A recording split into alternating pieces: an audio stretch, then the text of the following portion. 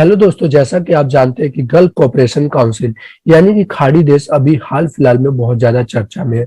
उसके पीछे जो मुद्दा है कि एक पॉलिटिकल मेंबर ने पॉलिटिकल डिबेट के समय जो कि एक पर्टिकुलर पार्टी से बिलोंग करती थी, उन्होंने एक विवादित बयान प्रॉफिट मोहम्मद पैगंबर के बारे में दिया था, जिसकी वजह से गल्फ कोऑपरेशन काउंसिल यानी कि खाड़ी देश खासा नाराज हो गए।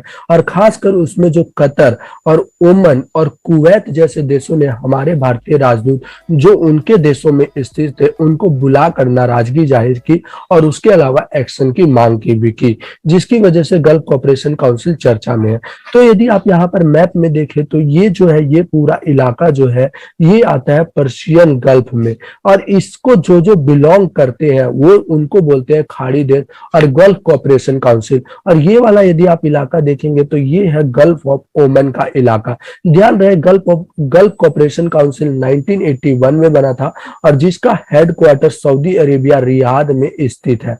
इसके अंदर बेसिकली 6 कंट्रीज आते हैं, जिसमें पहला है कुवैत जिसका कैपिटल है कुवैत। उसके अलावा है बहरीन, इसने हमारे प्रधानमंत्री को हाईएस्ट सिविलियन अवार्ड से भी नवाजा था, इस बात का भी ध्यान रखें, जिसका कैपिटल है मनामा।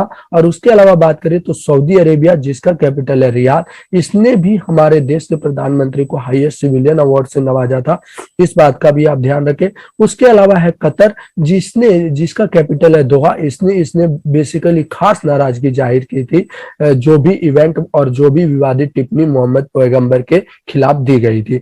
उसके अलावा यदि हम बात करें तो यूनाइटेड अरब अमीरात जिसका कैपिटल है अबू धाबी। और यदि आपको ध्यान हो तो हाल फिलहाल में हमने एक फ्री ट्रेड अग्रीमेंट भी साइन किया है यूएई के साथ, जिसको हम बोलते हैं कॉम्प्रिहेंसिव इकोनॉमिक पार्टनरशिप अग्रीमेंट, यदि आपको ध्यान हो तो। उसके अलावा इसमें जो आता है एक ओमन कंट्रीज है जिसका यदि आप देखें कैपिटल तो मुस्कैट टाइप है इसका कैपिटल, और जो कि भी एक पर्शियन गल्फ कोऑपरेशन काउंसिल का मेंबर है। सो ये जो है बेसिकली 6 कंट्रीज है जो कि गल्फ कोऑपरेशन काउंसिल के मेंबर है, ध्यान रहे।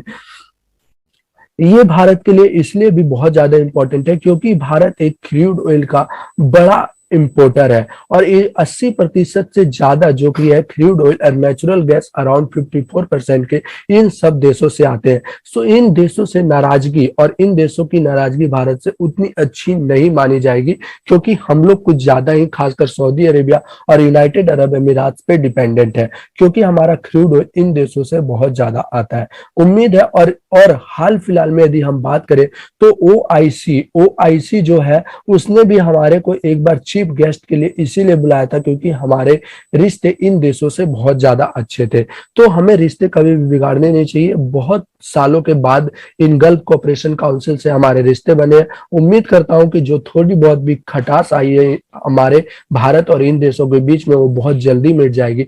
तब तक के लिए मिलते हैं हम दोबारा किसी वीडियो में।